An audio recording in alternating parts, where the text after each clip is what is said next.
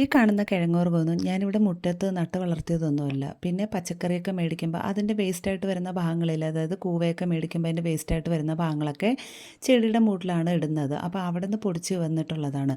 ഏകദേശം ഒരു 2, 2.5 വർഷമായി ചേനയൊക്കെ ഇതുപോലെ വളർന്ന് നിൽക്കാൻ തുടങ്ങിയിട്ട്. പിന്നെ നവംബർ മാസത്തിലല്ലേ നമ്മൾ സാധാരണ കിഴങ്ങുവർഗ്ഗങ്ങളൊക്കെ വിളവെടുക്കുന്നത്. അപ്പോൾ അതിന് മുന്നേ തന്നെ ഇവിടെ കിഴങ്ങ് എടുക്കേണ്ടി വന്നു. കാരണം കാർ പോർച്ച് സെറ്റ് ചെയ്യുന്ന സമയത്ത് ആ ഒരു ഭാഗത്ത് നിന്ന് മുറ്റത്ത് നിന്ന് കിഴങ്ങ് വർഗ്ഗങ്ങളാണ് ഇതൊക്കെ. അപ്പം അതിന് മുന്നേ തന്നെ നവംബറിന് മുന്നേ തന്നെ ഞങ്ങൾക്ക് എടുക്കേണ്ടി വന്നു.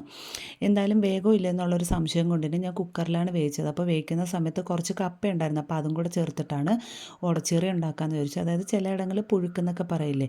എന്തായാലും ചോറിൻ്റെ കൂടെ കഴിക്കുന്നതിനേക്കാളി ഉടച്ചേറി കഞ്ഞിയുടെ കൂടെ, ചൂട് കഞ്ഞിയുടെ കൂടെയൊക്കെ കഴിക്കുന്നതായിരിക്കും ഏറ്റവും നല്ല ടേസ്റ്റ് ഉണ്ടായിരുന്നു. നല്ല രീതിയിൽ പാകത്തിന് വേകുകയൊക്കെ ചെയ്തു.